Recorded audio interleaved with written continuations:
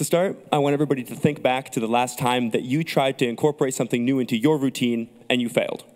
It could have been anything. It could have been working out, it could have been studying regularly, reading, calling your mother for once, whatever it was that you wanted to do consistently, but you just couldn't make it stick. Now, some of you might be thinking, I should have been more motivated, or how could I have had more willpower? But what you should be thinking is, how could I have made that behavior automatic? Now, automatic behaviors aren't science fiction. They have a very common name. We all call them habits. And science says that habits have a very specific structure: trigger, routine, reward. The trigger happens, you execute your routine, and you get the reward. So a common example in your life is probably, hopefully, brushing your teeth. The trigger, you feel tired and you want to go to sleep. The routine, you brush your teeth. And the reward, your mouth feels clean and tingly. You've done this a lot, and now it's automatic. You don't even think when you do it. So we know that we have these conscious, difficult behaviors that are based on willpower that we have a hard time forming. And these unconscious, automatic structures, behaviors with a very specific structure. How do we turn conscious behaviors unconscious? Meet HabitBot. HabitBot is a chatbot that links behaviors that you want to do in your day-to-day life with triggers. And it builds habits and automaticity.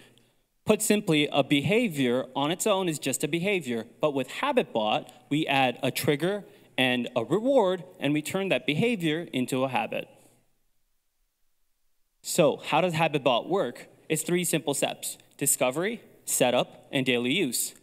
Discovery is super simple. You can message it on Facebook Messenger or SMS. There's no downloads or installations or apps required.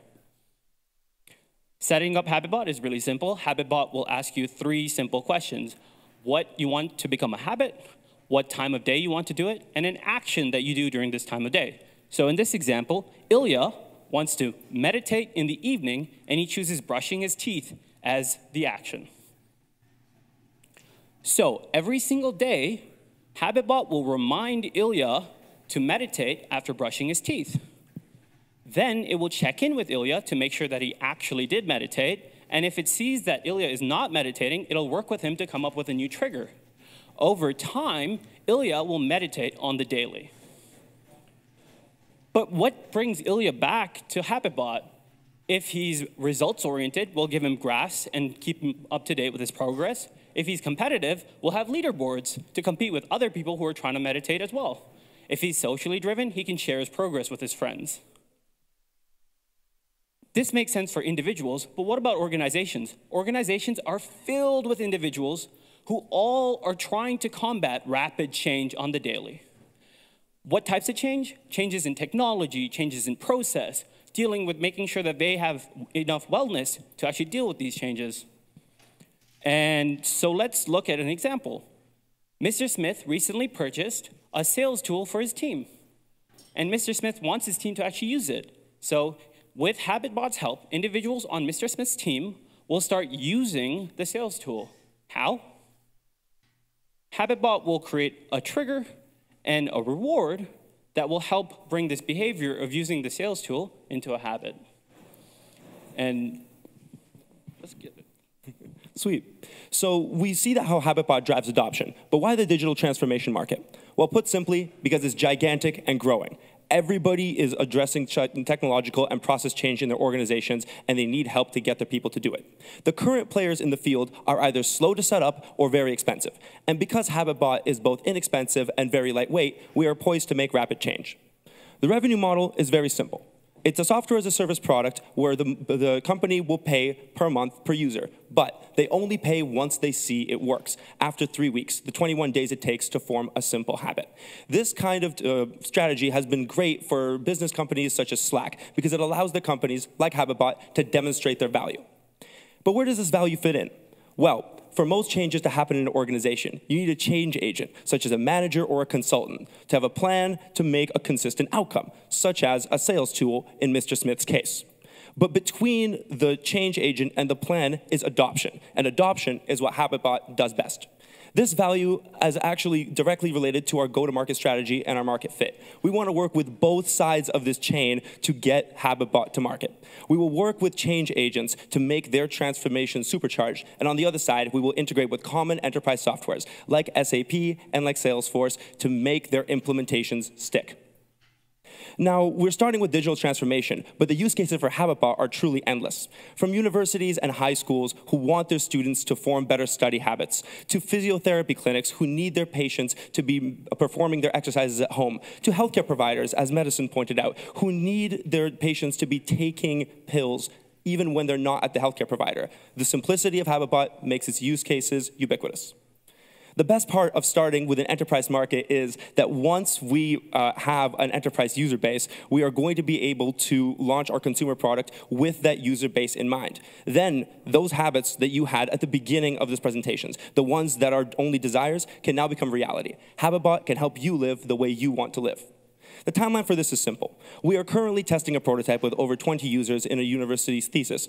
And once we finish this prototype validation, we will implement it in teams that we already have relationships with.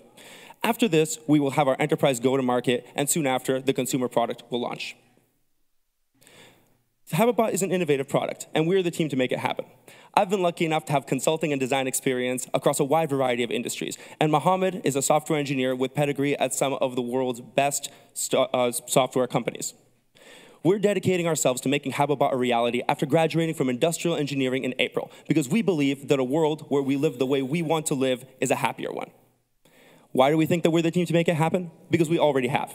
Everybody here can search HabitBot on Facebook Messenger or go to bit.ly/tryhabitbot to see the Mr. Smith use case in action. This is the start of a world where we live the way we want to live, powered by HabitBot. Thank you.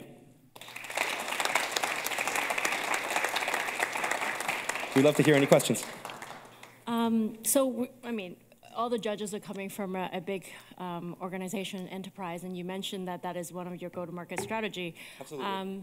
Choose one of the, companies, and how would you pitch of a use case scenario that you would sell to Manulife, RBC, Canadian Tire? Absolutely. All right, so we'll go with Manulife. So say you are looking to be selling insurance to a specific large company. And you do this a lot. So you have a new sales tool. You just tried to adopt Salesforce.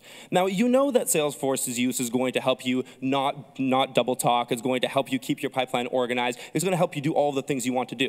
The problem isn't the technology. The problem is the people adopting it and using it on a consistent basis. So for a very small markup to the actual price of the technology, you can get the benefits of people using it. And you only need to take 3 weeks to see whether or not it works. We won't charge you before that point. We'd love for your people to actually be using the technology you want them to be using and building the habits so that they can focus on the work they should be doing.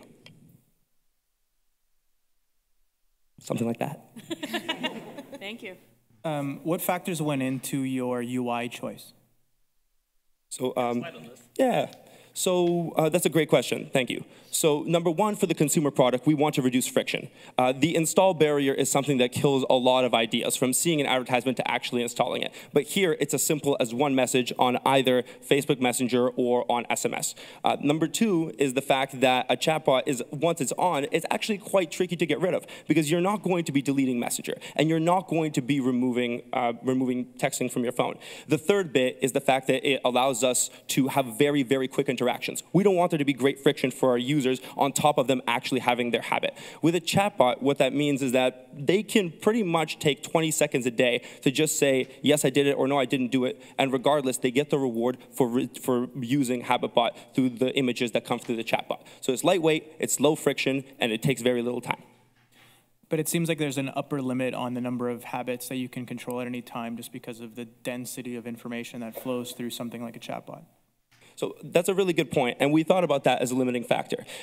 One issue that has been well researched is that once people start trying to form habits, they try to do too many, and then everything falls off all at once. We'd actually like to encourage people to initially be forming one habit and make that habit stick. Then we would like them to be moving on to whatever else they would want to be doing. We can control this through a chatbot interface. The end goal for HabitBot is to be phasing out the reminders over time so that the association with the real world trigger, it's what's really driving the behavior. Once that gets to a certain point with the initial habit, we would love people to then be developing new habits. I'm a bit confused still about your enterprise example and the use of Messenger, because I think, if I think about personally, I would use Messenger for more of my personal habit building, but from a work perspective, like I don't have like a Facebook Messenger for my Manulife life, right? So That's totally true. So we use Messenger as a placeholder, but we know that there are enterprise communication systems, think Yammer, Slack, etc. Okay. And we have the ability to build on any of those. Got it. Okay, thank you. Moreover, SMS would be a pretty versatile platform across any business. We assume you have a cell phone. So this seems more like a B2B where you're selling to an enterprise and your user's using it, but your buyer is not necessarily connected to it. How are you going to communicate like the hard ROI to, I imagine, something like a human resources department, or what are those tangibles? So that's a great question, and it all depends on what the company is actually trying to achieve. I would assume that whatever it is that you are doing in your company is something that you think is worth your people following. So in the case of the use of a sales tool, you think that there's an ROI to the sales tool itself. So the argument is that if whatever it is you are doing is worth doing, then it is important for people to adhere to that behavior.